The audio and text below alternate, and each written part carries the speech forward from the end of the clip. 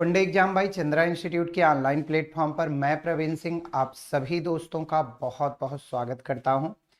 चलिए दोस्तों, आज मैंने प्रतिशत के उन प्रश्नों को लिया है जो रेलवे ग्रुप डी के हर पेपर में दिखे हैं। बस परिवर्तन इतना भर है कि इनके जो अंक हैं वो परिवर्तित हो जाते हैं। बाकी कभी भी कहीं भी आप पेपर उठा करके सारे पेपर को चेक कर सकते हैं। इस तरह के प्रश्न आपको हर पेपर में मिलेंगे। तो आज उन्हीं प्रश्नों का संग्रह है जो विगत वर्षों में आपके एग्जाम में आए हैं और जिनके आने की संभावना सर्वाधिक है। तो चलिए आज की क्लास की शुरुआत करते हैं। आज का पहला प्रश्न आपके स्क्रीन पर है। कहता है 50 लड़कियों और 70 लड़कों के एक कक्षा में एक संगीत कार्यक्रम प्रायोजित किया। यदि 40% लड़कियां और 50% लड़कों ने कार्यक्रम में भाग लिया तो कक्षा का लगभग कितना प्रतिशत हिस्सा कार्यक्रम में उपस्थित था। अब इस तरह के प्रश्न अगर आप ग्रुप डी का पेपर उठाकर देखेंगे तो आपको लगभग सारे पेपर में इस तरह का प्रश्न मिल जाएगा। देखिए, यहाँ जो गर्ल्स थी वो कितनी थी, 50 थी, और जो बॉय थे वो कितने थे, 70 थे।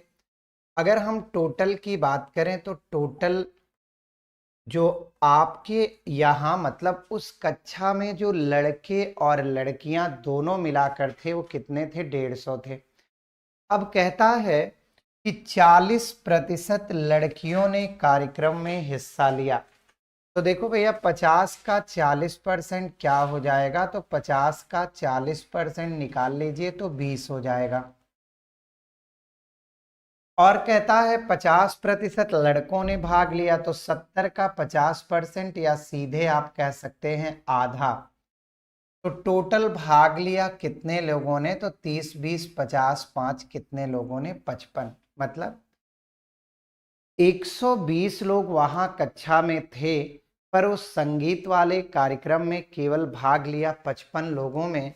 तो भाग लेने वालों का प्रतिशत पूछा गया है। भाग लेने वालों का प्रतिशत क्या होगा, तो देखिए भाग लेने वालों का प्रतिशत, जिसका प्रतिशत पूछा जाता है वो सदैव उसकी तुलना होती है। कितने लोग हैं, 55 हैं, कितने में हैं, तो 150 में हैं, और गुणा क्या हो गया, 100। मैंने 50 से काट दिया और इसको भी काट दिया, तो 2 पंचे 10 आ गया, 2 पंचे 10 1 11, इसे 3 से भाग देना है। 3 त्रिका 9 हो गया भैया, 2 11 3 6 18, 2 20 3 6 18। तो ये लगभग 37% हो रहा है। एक बार प्रश्न को फिर से पढ़िएगा। 50 गर्ल्स हैं और 70, तो 7 5 12 हुआ, 120 हुआ ना, तो 120 हो गया। 55/120 और गुणा में 100। 20 से काट लीजिए, 6 आएगा, और 20 पंचे आपका 100 आएगा। तो 55 25 55 25 2 27/6, 6 चौक 24, 25 26 27 35 हो गया। 6 पंचे 30, 5 35 50 हो गया। 6 अठे 48। तो जब ये दशमलव में 5 या उससे अधिक हो तो अगली संख्या आप लिख सकते हैं। और यहाँ देखिए साफ साफ कहा है कि लगभग कितना प्रतिशत लोग यहाँ पर पार्टिसिपेट किए। तो लगभग कितना परसेंट लोगों ने यहाँ पर हिस्सा लिया, तो यहाँ पर लगभग 46% लोगों ने हिस्सा लिया। एक बात ध्यान रखिएगा, अगर दशमलव के बाद जैसे पॉइंट के बाद 5 या उससे ज्यादा है तो हम जो भी संख्या लिखी है उसका अगला लिख सकते हैं। ठीक है, लगभग की अगर वो बात करता है, और 5 या उससे कम है तो जो संख्या लिखी है एज इट इज वही संख्या लिखी रहती है। तो ये था, ये ग्रुप डी में आया हुआ प्रश्न था। मैं टाइप करने को दिया था पर उन्होंने में लिखा, मेंशन नहीं किया किसी ईयर। चलिए कोई बात नहीं। अब देखिए अगला, ये भी बड़ा ही इंपॉर्टेंट प्रश्न है मेरे प्यारे दोस्तों। क्या कहता है, कहता है एक आयत की भुजाओं के मापन के दौरान आयत की भुजाओं को मापा गया तो मापने के दौरान उसमें कुछ त्रुटि पाई गई। क्या पाई गई? 10% और 8% अधिक मापा गया तो क्षेत्रफल पर क्या प्रभाव पड़ेगा? तो एक छोटा सा रूल होता है, x प्लस माइनस वाई और x गुणे वाई बटे 100। अगर आपका वृद्धि के रूप में है तो आप प्लस लेते हैं, और अगर आपका कमी के रूप में है तो आप माइनस लेते हैं। जैसे यहाँ 10% और 8% अधिक मापा गया, इसका मतलब है कि x की वैल्यू भी +10 और y की वैल्यू 8 और प्लस ये 10 गुणा 8 बटे कितना? 100। आप इसे हल करेंगे तो ये 10 8 18 आ गया, प्लस इसका 0 कट गया, ये 0.8 आ गया। तो 18 पॉइंट कितने % की वृद्धि होगी? तो 8 की। इसका जो सही जवाब है वो है आपका ऑप्शन नंबर बी। जो यहाँ पर वृद्धि देखने को मिलेगी वो 18.8 की वृद्धि देखने की मिलेगी, 18.8 की वृद्धि देखने को मिलेगी। बस यहाँ एक छोटी सी बात का आप ध्यान रखिएगा। वो छोटी सी बात कौन है कि अगर वृद्धि है तो आप वैल्यू को प्लस में रखेंगे, और अगर कमी है तो वैल्यू को माइनस में। जैसे यहाँ कहता है कि 10% और 8% अधिक मापा गया तो दोनों को हमने प्लस में रखा।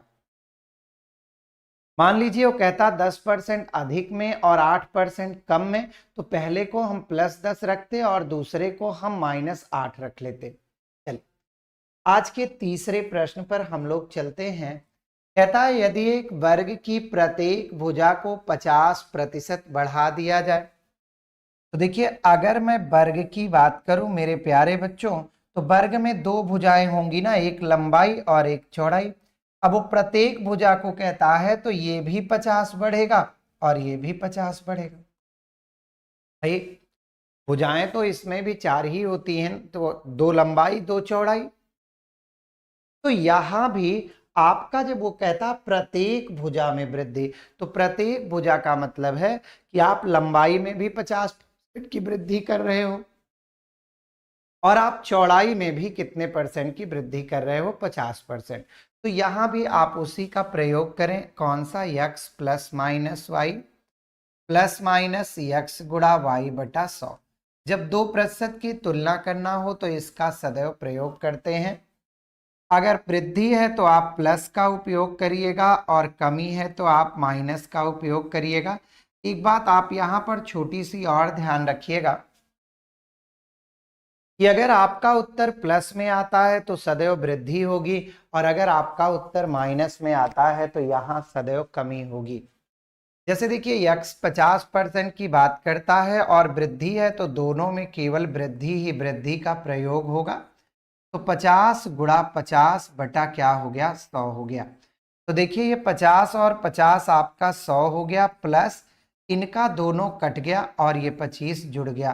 तो यहां से हमारा जो राइट आंसर आया वो 125% और पॉजिटिव आया है। तो मेरे प्यारे बच्चों पक्का है कि यहाँ पर क्या होगी?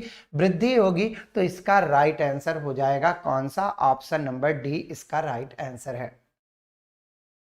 तो कुछ है नहीं, आप बस चीजों को समझिए। अब जैसे 50% तो आप सोचने लगते हैं कि ये 50% का मतलब एक ही भुजा बढ़ा है। अरे भाई वर्ग में भले ही सभी भुजाएं समान होती हैं लेकिन इसमें लंबाई चौड़ाई दोनों ही तो पाई जाती हैं। देखिए यदि किसी बेलन की त्रिज्या को 10% बढ़ा दिया जाए और बेलन की ऊंचाई को 40% कम कर दिया जाए तो बेलन के पृष्ठीय क्षेत्रफल पर क्या प्रभाव पड़ेगा? देखिए भैया ये है बेलन। अब पृष्ठीय क्षेत्रफल मतलब जो ये बाहर है इसकी बात वो कर रहा है। तो पृष्ठीय क्षेत्रफल में दो ही भुजाएं आएंगी। कौन सी?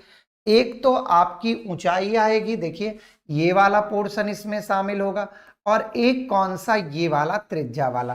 तो कहने का मतलब इसमें भी दो ही भुजा होगी, एक ऊंचाई होगी और एक क्या होगी? एक इसकी त्रिज्या होगी। तो सीधा सीधा यहां भी लगाइए x plus minus y plus minus x गुणा वाई बटा 100। देखिए आप पाएंगे कि यहाँ कहता है कि 40% कम कर दिया गया है और त्रिज्या को 10% बढ़ाया गया, तो 10 और दूसरा कम है तो -40, यहाँ भी माइनस होगा और 10 गुणा 40/100 होगा। अब देखिए 10 और 40 का अंतर -30 आ गया और ये दोनों कट गए तो ये माइनस आ गया और 4 आ गया, तो -34% आया। ये माइनस कमी को दर्शाता है, बस और को कुछ नहीं है, अर्थात इसके क्षेत्रफल में, पृष्ठीय क्षेत्रफल में जो कमी आएगी वो कितने परसेंट की कमी आएगी, तो 34% की क्या आ जाएगी, कमी। अभी अभी मैंने आपको समझाया है कि भैया आप सीधा, अच्छा यहाँ कंफ्यूज मत होइएगा कि माइनस क्यों आ गया। देखिए जब ये प्लस रहेगा और ये माइनस रहेगा तो यहाँ पर क्या आ जाएगा, माइनस आ जाएगा, क्योंकि प्लस और माइनस का गुणा सदैव क्या होता है, माइनस। तो यहाँ मन करे तो ये प्लस माइनस सूत्र में लिखिए और ना इच्छा हो तो आप ना लिखिए, केवल प्लस लिख लीजिए। अगला क्वेश्चन देखिए क्या कहता है, किसी वर्ग की दो आसन्न भुजाओं की लंबाई क्रमशः 35 और 25% वृद्धि किया जाता है, परिणाम स्वरूप प्राप्त आयत का क्षेत्रफल वर्ग के क्षेत्रफल से अधिक होगा। तो देखिए यहां कुछ भी नहीं है, जैसे एक वर्ग है और आप उसकी भुजाओं को अलग अलग बढ़ा दें, अगर भुजाओं को समान रूप से बढ़ाएं तब तो कोई दिक्कत नहीं है भाई, भुजाएं समान रूप से बढ़ेंगी तो वो वर्ग ही बना रहेगा। अगर समान रूप से भुजाएं ना बढ़ी तो वर्ग का रूप जो है, एक को थोड़ा बढ़ाया एक को ज्यादा बढ़ाया तो वो आयत बन जाएगा। अब देखिएगा यहां भी वही है, तो x plus minus y plus x गुणा y/100, तो यहाँ माइनस आपके लिए लिख दे रहे हैं, हमको कोई उसकी आवश्यकता नहीं थी। 35% और 25% बढ़ाया गया तो 35 ये और 25% ये बढ़ाया गया तो प्लस ही होगा, 35 × 25/100। हल करिए तो आपको समझ में आएगा कि 5 5 10 होता है, 3 2 5 1 6 होता है, प्लस यहां गुणा कर लीजिए डायरेक्ट। तो देखिए 25 पंचे 125, 12 हासिल, 25 तियां 75, 10 85, 2 87, 875/100 हो गया। तो ये क्या हो जाएगा 60 प्लस, अब 100 में आपका 2 जीरो है तो 2 जीरो का मतलब 2 स्थान पहले दशमलव हो गया। अब वृद्धि है तो वृद्धि ही होगी, तो 68.75% की आपको क्या देखने को मिलेगा, वृद्धि मिलेगी। यहां आप जो भरना है वहां पर आप क्या भरेंगे, 68.7 और कितना 5। ठीक है, अगले प्रश्न की ओर चलते हैं। अगला प्रश्न क्या कहता है, छठा प्रश्न।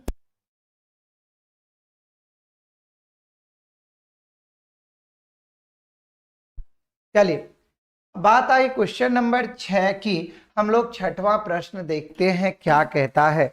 कहता है छठवां प्रश्न क्या है कि यदि किसी भूमि के आयताकार भूखंड को, आयत का मतलब जिसकी लंबाई लंबाई के बराबर और चौड़ाई चौड़ाई के बराबर, या दूसरे शब्दों में कह सकते हैं कि एक ऐसी आकृति जिसकी आमने सामने की भुजाएं समान हो और प्रत्येक अंतःकोण 90 डिग्री हो।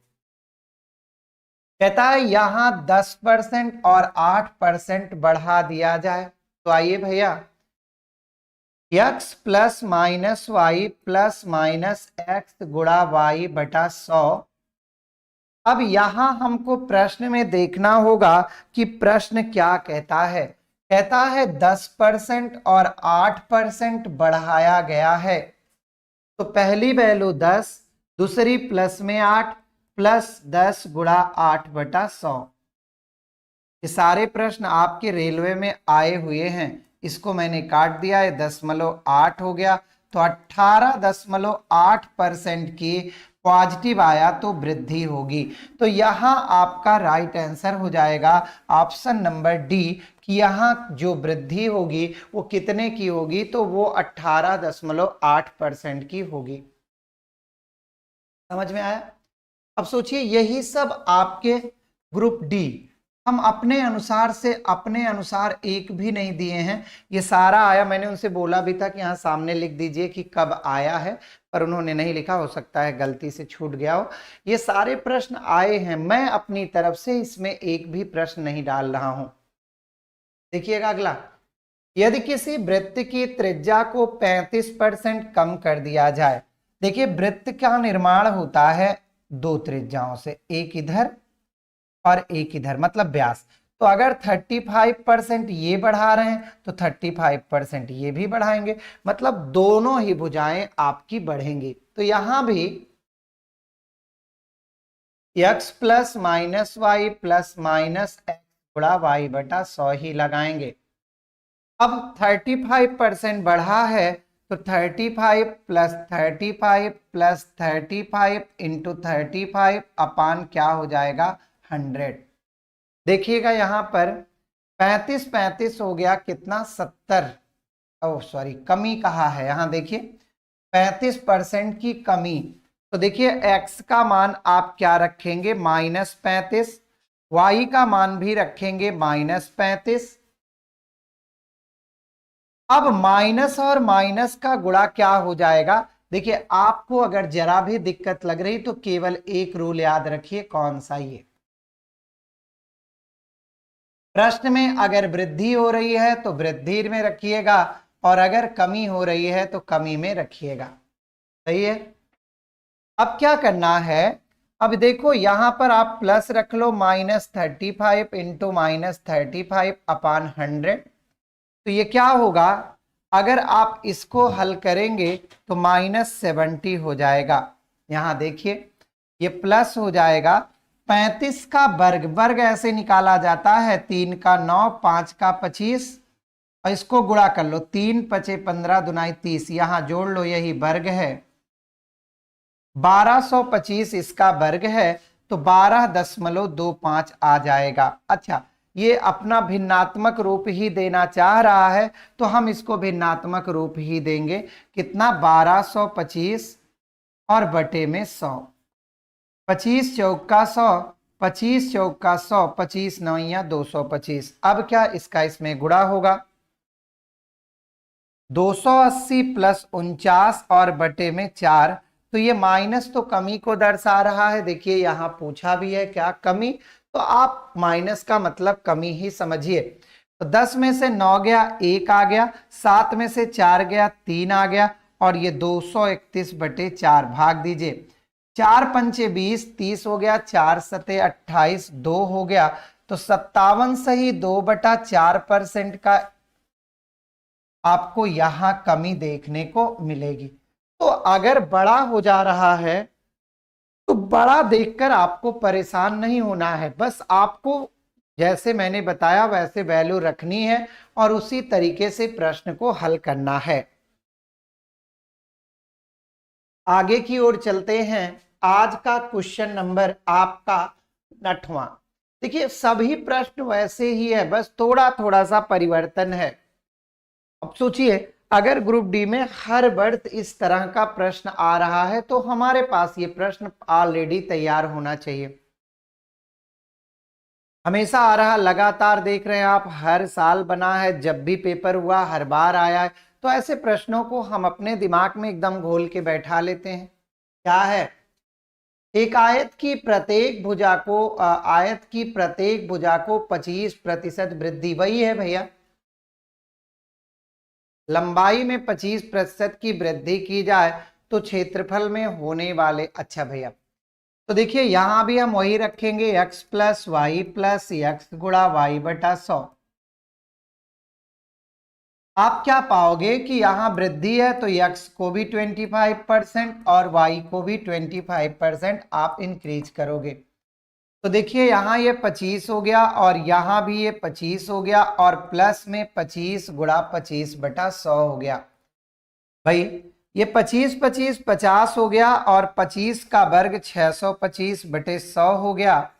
25 का वर्ग है और ये 4 बार में कट गया। अब हम हल करेंगे, आपको 50 में 25 बटा 4 को ऐड करना है तो 50 का 4 में गुणा 200 और प्लस 25 बटा हो गया 4। केवल 25 है, तो 225 और बटा में 4, तो 4 पंचे 20, 4 6 24, 1/4। तो अगर दशमलव में है तो आप दशमलव में करिए, और अगर दशमलव में नहीं है तो भिन्न में करिए।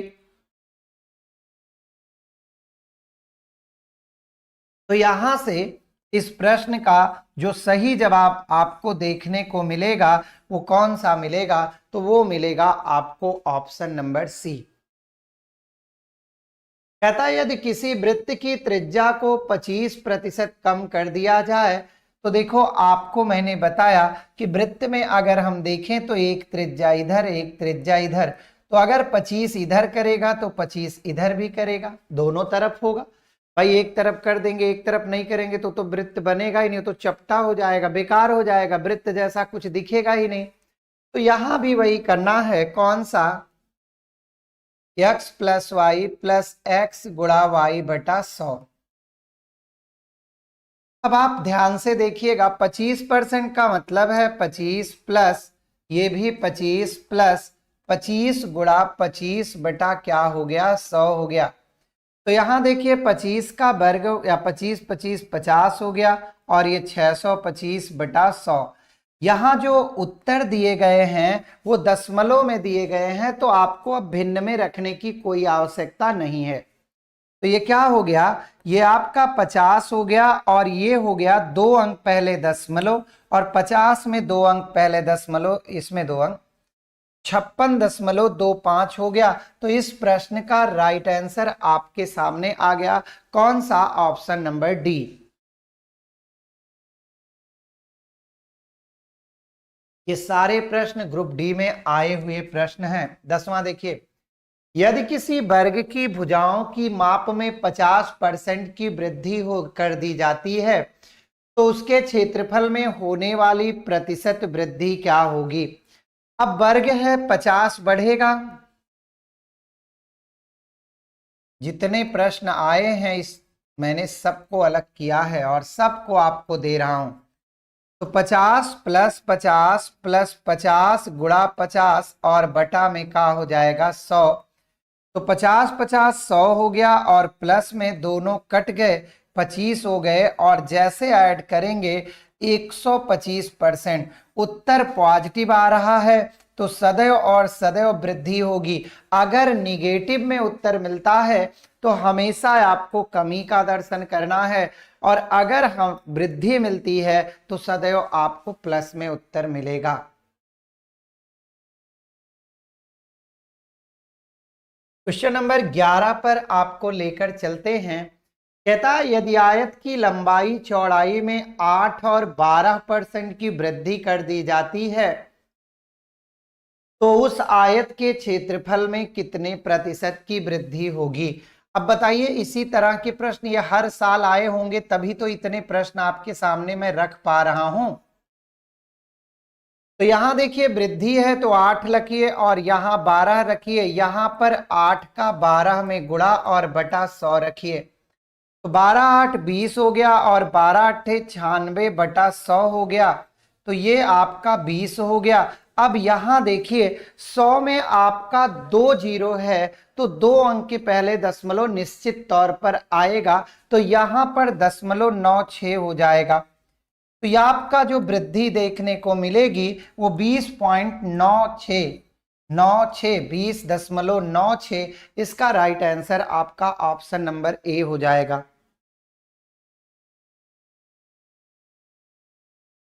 ठीक है, यहां तक चीजें एकदम से क्लियर हो गई भैया।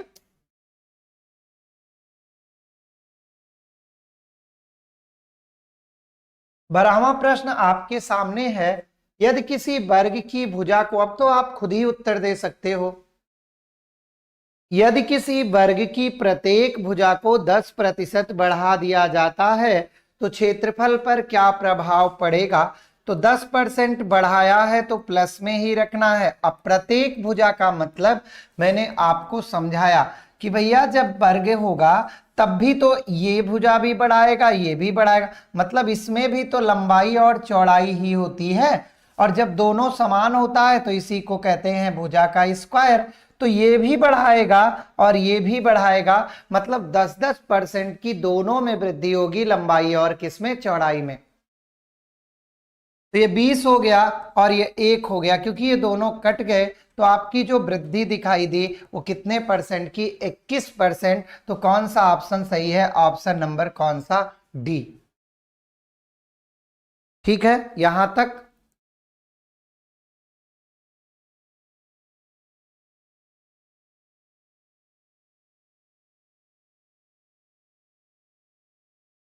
चलिए 13वें प्रश्न पर आपको लेकर चलते हैं। आज का 13वां क्वेश्चन है। अब ये भी वही है सर, वर्ग की प्रत्येक भुजा को 30% बढ़ा दिया जाए। तो इस प्रश्न का उत्तर अगर आप दे तो बहुत ही अच्छा होगा। चलिए अच्छा मैं ही बता देता हूं। वृद्धि है तो प्लस ही करना है, माइनस करने की कहीं भी जरूरत नहीं। अच्छा इसमें जानते हैं एक और विशेषता क्या है कि ग्रुप डी में अच्छे रखते हैं, 30 रख दिया, 15 रख दिया, 12 रख दिया। जैसे सीजीएल वगैरह हम रखते हैं तो 12.5, 14.5, 19.5, 22 सही 2/3। तो वहां थोड़ा सा कैलकुलेशन उनकी कठिन हो जाती है, लेकिन आपका जो है वो कैलकुलेशन एकदम सामान्य सी होती है। तो आइए देखते हैं, x को 30% बढ़ाया गया और y को भी 30% बढ़ाया गया, और यहां 30 का 30 में गुणा और बटा में क्या हो गया, 100। तो देखिए 30-30 60 हो गया, और ये दोनों जीरो इनसे कैंसिल हो गए, 9 हो गए, तो ये 69% हो गया। तो आपका राइट आंसर किसके साथ जाएगा, ऑप्शन नंबर सी के साथ जाएगा। और चिल्ला चिल्ला कर बताएगा कि अगर आप प्रत्येक भुजा को 30% बढ़ाते हैं तो उनके जो क्षेत्रफल में परिवर्तन देखने को मिलेगा वो आपका 69% का मिलेगा। चलिए कहता है यदि आयत की लंबाई को 15% बढ़ाया जाए और चौड़ाई को 20% घटाया जाए। अब देखिए यहां एक वैल्यू को बढ़ाया गया, तो हम जो पहला वैल्यू है ना भाई उसको माइनस प्लस में लेंगे, और जो दूसरा वैल्यू है उसको माइनस में। हमने आपसे कहा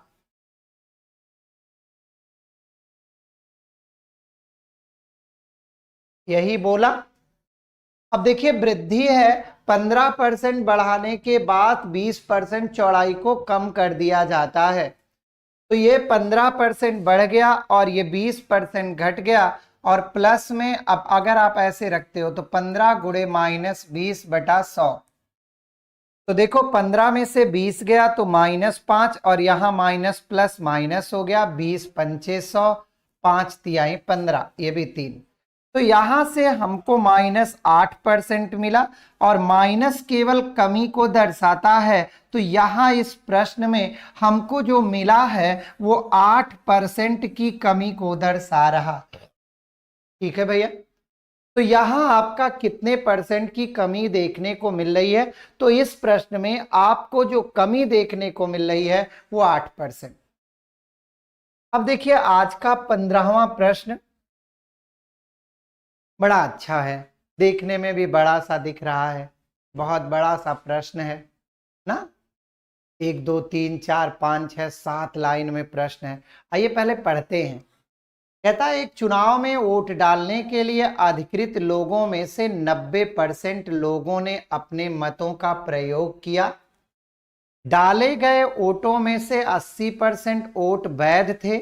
वैध का 60% वोट विजेता को मिला। यदि विजेता को 64,800 मत मिला तो डालने वाले लोगों की संख्या कितनी थी। बहुत बड़ा हो गया। अब बताओ ग्रुप डी में आया है, ऐसे आ गया तब तो आप सब गड़बड़ कर बैठेंगे। तो नहीं, ऐसा कुछ नहीं है कि आपसे गड़बड़ होगा, बस आप देखिए दोस्तों, जीतने वाला वैध का 60% पाया है। तो यहां देखिए आपको मैं दिखाता हूं कि वैध का 60% जीतने वाला पाया है, और जीतने वाला पाया है 64,800। लो हो गया। तो 1% बराबर क्या होगा, तो इससे ये कट गया, 6 1 6 और 6 8 48, और ये हो गया। सही है भैया, देख लीजिए 6 से भाग देंगे, 6 1 6, 4 में जाएगा नहीं, 48 में जीरो बढ़ाएंगे, 6 8। अब ये हो गया 1080। तो कुल वैध मत कितना हो गया, क्योंकि ये वैध का ही पाया था बच्चों, ध्यान रखना, तो 100%। तो आपका ये हो गया 080, 100 का गुणा, तो इतना मत। इतना मत क्या है, वैध है। अब आप खुश ना हो जाइएगा, आप खुश हो गए कि 1,08,000 मत पाया वैध ना, खुश मत होइए, आगे पढ़िएगा। कहता है डाले गए मतों में 80% वैध था। तो दोस्तों अब हम निकालेंगे डाला गया मत। तो 80% वैध था, 80% की वैल्यू है मेरे बच्चों इतने के बराबर। तो 1% मैं काट रहा हूं, 8 से भाग दो, 8 1 8, 2 10 28, 8 3 24, 8 5 40। अब 100% निकालोगे तो ये कुल डाला गया मत आ गया 13,1,35,000। अब बच्चों ऊपर वाली लाइन में आओ, कहता है 90% लोग ही वोट डाले थे, मतलब अब हम कुल निकालेंगे। तो देखो 90% की वैल्यू है 1,3,5,000, 1,35,000, तो 1% बराबर कट गया। 9 से भाग दो, 9 1 के 9 पचे 45, 1500। तो आपका कुल अब की निकल आएगा अधिकृत मत क्या होगा, तो 1500 में 100 का गुणा, तो 1,50,000 अधिकृत लोगों की संख्या है। ये उन लोगों की संख्या है जो अपने मताधिकार का प्रयोग बाकायदे चुनाव में कर सकते थे पर किए नहीं। तो इसमें देखो कई चीज पूछता है, आपसे पूछ लेता कि भैया बताओ कुल कितने अधिकृत हैं, तो ये हैं। पूछ लेता कितने लोगों ने वोट डाला था, तो ये हैं। और पूछ लेता कुल कितने मत वैध थे, तो ये हैं।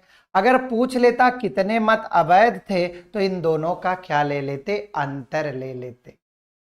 अच्छा, प्रतिशत का एक पार्ट मैंने और देखा है जो आपके एग्जाम में अक्सर आता है, तो थोड़ा सा मैं उस पर चर्चा करता हूं, फिर आपको मैं प्रश्न जो है वो आपको दूंगा।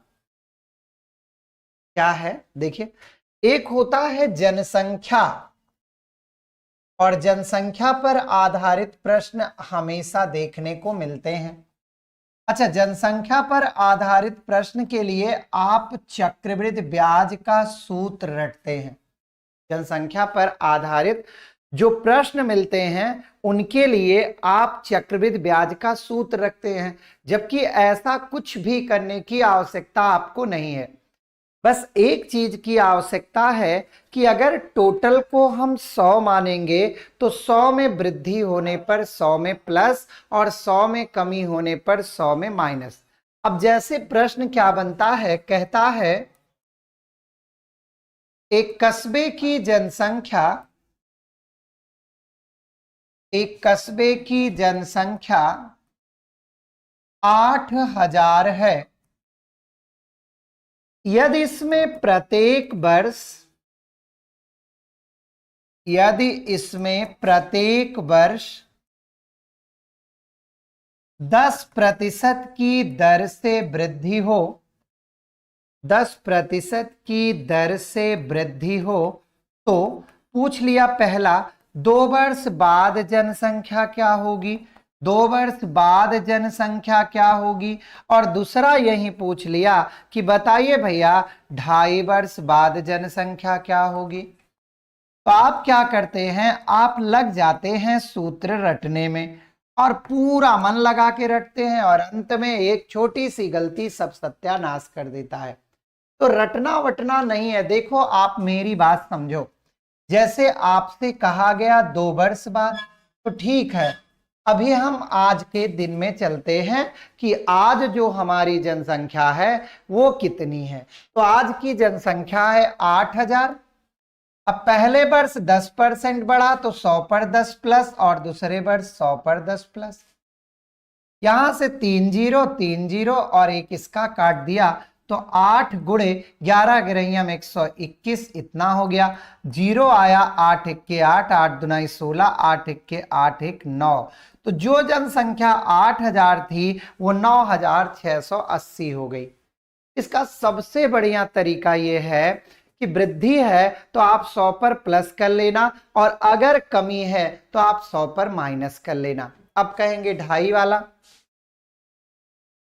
मान लीजिए आपसे 2 वर्ष नहीं पूछा, आपसे पूछा कि 2.5 वर्ष बाद क्या होगी, तो आप लग गए चक्रवृद्धि ब्याज का P1 प्लस R बाई 100 की पावर T,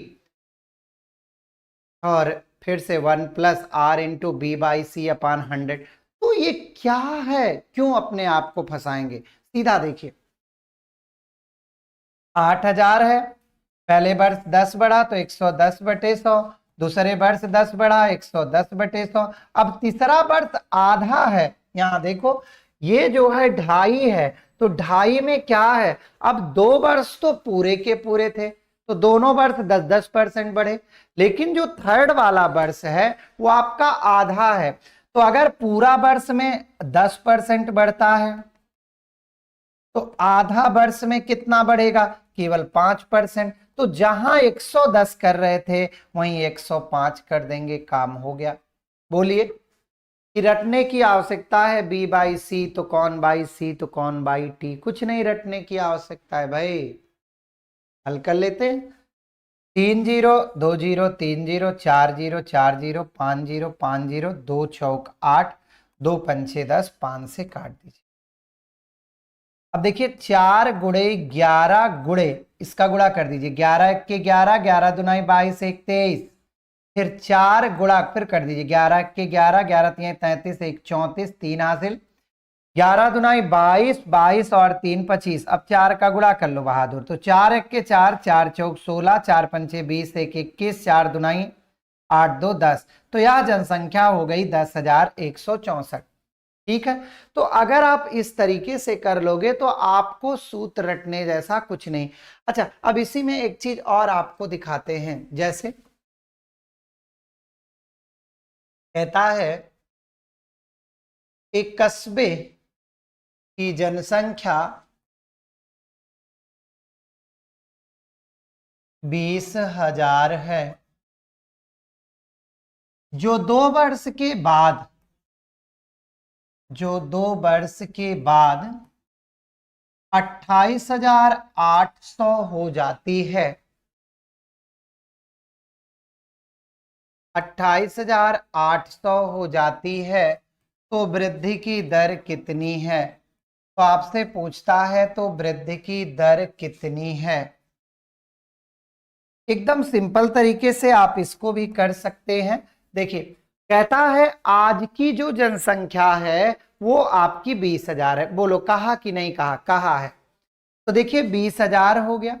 अब वृद्धि का दर नहीं पता तो R% मान लीजिए। जैसे वृद्धि होती है 100 में 10% तो 100 पर 10 हम प्लस करते 110 हो गया। 100 में 20% तो 100 पर 20 प्लस करते, तो यहां वृद्धि है तो 100 पर R प्लस कर दो। और 2 वर्ष है तो भाई 2 वर्ष तो 2 बार करेंगे, 2 बार का मतलब यही बराबर 28,800। ये दोनों जीरो कट गए, 2 से मैं काटूं तो 100 आएगा, 2 से मैं काटूं तो 144 आएगा। तो यहां से 100 प्लस R बटा 100 बराबर 144, और 100 नीचे आएगा और इसका स्क्वायर हटा रहे हो तो रूट लग जाएगा। अब क्या 100 प्लस R बटा 100 बराबर 12 बटा 10, 10 से इसको काट लो 10, तो 100 प्लस R बराबर 120, तो R बराबर कितना हो गया?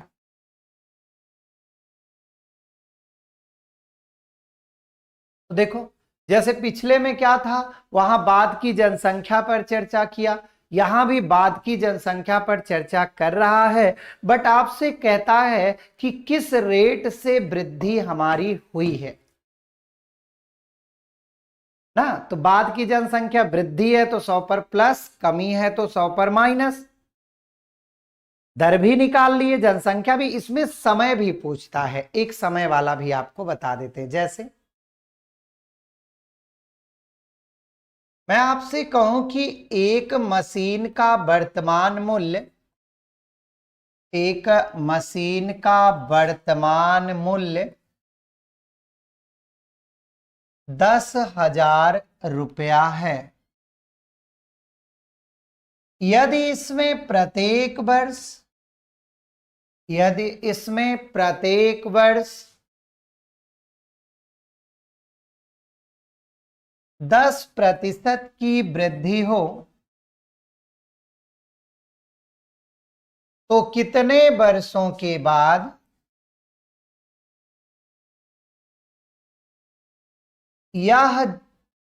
इसका कितने वर्षों के बाद इसका मूल्य 13,310 रुपया हो जाएगा। एकदम सिंपल तरीके से करेंगे। देखो 10,000 है, 10% की दर से वृद्धि कह रहा है, कितना वर्ष पता नहीं, और बराबर कह रहा 13,310 हो जाए तो ये जीरो कट गया। 11/10 की पावर टी बराबर 1331 बटा 1000। 11/10 की पावर टी बराबर ये 11/10 की पावर 3।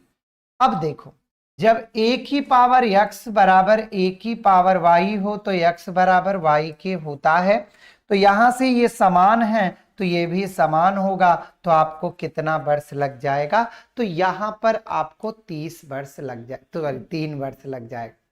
हाँ, तो कुछ नहीं होता है, आपको बस प्रश्न पढ़िए, ध्यान से पढ़िए कि जो प्रश्न पूछा है वो क्या पूछा है, और सूत्र रट रट करके अगर आप कोई सी चीज की तैयारी करेंगे तो पूरे मैथ में इतना सूत्र है। जैसे अभी आप मेंसुरेशन वगैरह में चलेंगे तो वहां बिना सूत्र के आप एक कदम भी आगे नहीं बढ़ सकते हैं। तो बस ध्यान रखिए कि सूत्र जितना हो सके उससे हमको इधर बचना है, और आगे जहां पर भाई बिना सूत्र के आप हिल भी नहीं सकते तो वहां तो ऐसे भी सूत्र पढ़ना है। तो इधर के जो चैप्टर्स हैं उनमें सूत्र से बचिए। अच्छा, ट्रिक ट्रिक में केवल 3 ही शब्दों का प्रयोग होता है, एक्स वाई जेड, और हर ट्रिक देखने में एक है जैसे लगती है। अब होता क्या है कि जब आप पेपर देने पहुंचते हो तो वहां समझ में नहीं आता कौन सा वाला ट्रिक यहां लगाएं। तो किसी भी प्रश्न का आप बेसिक समझते हुए तब उसके ट्रिक को समझते हुए चलेंगे तो ज़्यादा अच्छे से आएगा। ठीक है, तो आज की क्लास में दोस्तों इतना ही रखते हैं, नेक्स्ट क्लास में इसके आगे की ओर बढ़ेंगे। तो आप सभी दोस्तों का बहुत बहुत धन्यवाद।